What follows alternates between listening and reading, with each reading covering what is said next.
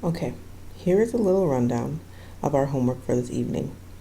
We're going to do the same investigations that we did on Monday for side, side, side, and side, and angle, side.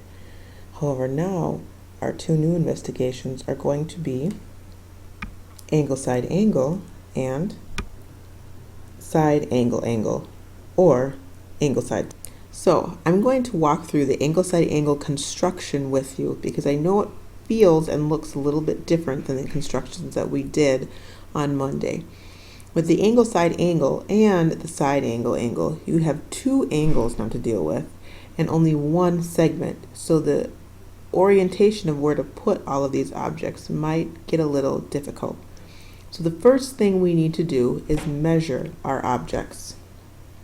So I measured segment MT at 5.8 centimeters, angle M at 47 degrees, and angle T at 80 degrees.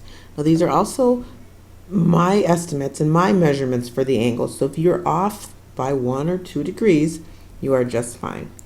So now let's go to the next page with our three objects and their three measurements.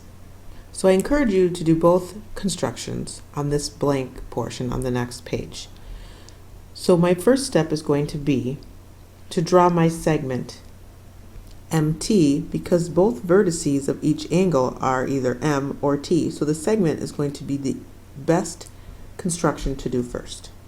Now I want to place my protractor on the point M and I want to measure an angle up from M at a degree measure of 47 degrees. Now I know the angle is not facing the same way that it was on the previous page, but that doesn't change the degree measure. The measure from there to there between those two rays is 47 degrees. Now let's graph angle T.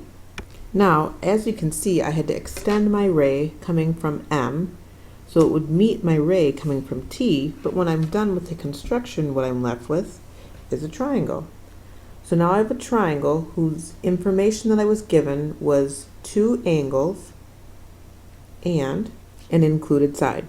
Now the only way that this triangle can be drawn is in this specific situation. We were not given restrictions as to the measure of MS or TS. Since we don't even have a label for that vertex, we'll just call it S. So it doesn't matter what I come up with for those side lengths. We're not restricted in that respect. The only thing that must happen is MT must be 5.8 centimeters, angle M must be 47 degrees, and angle T must be 80 degrees. Everything else that happens after that is purely what's supposed to happen and what's coincidental. That is why these congruence shortcuts work. So now what your job is to do on your own is create the side angle congruence conjecture picture. You need to measure the length of KL, measure the degrees of J and K, and then construct your triangle. Now your only restriction in this picture is that the vertice at K and the point K must be in the same location. So my suggestion to you is going to be draw KL first and then measure your angle K and then measure your angle J in that order is my strong suggestion. Now on the next page, I am strongly hinting and encouraging you to place these four situations in your purple packet. Now not listed here are the angle side, and that is strictly because I don't want you to get that confused with something that works. If you want to put angle side in your packet, by all means please do put it there, but remember, put it there and say this one will not work. Now the question is, why do we need to have these in our packet?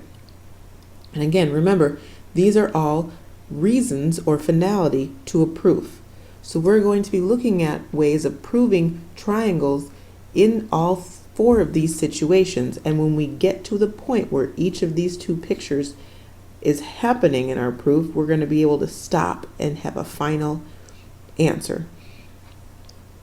So what answering these questions like this allows me to do is get practice at looking at different situations in which a proof is going to throw a picture at me and expect me to prove one thing is the same as another. Now, what you're also looking at is the aftermath of having shown all of these things are the same. So where proof comes in dealing with congruent triangles is, for instance, in number 2, in a proof, you'll have to show or write down that angle B is congruent to C and that angle R is congruent to angle A. And you'll have to discover that BO is congruent to the segment AC. Once you discover those 3 things, those 3 phrases, then what will follow is how you answer all of these problems.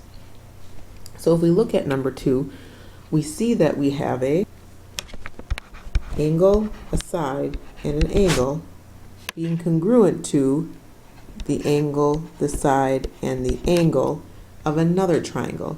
So this is also where we get our order from. And I encourage you, if you're still stuck on how do I list, what order do these come in, is on your triangle, write down whether it's an A or an S, and then say them in order to yourself. So say angle, side, angle. Oh, angle, side, angle. Got it.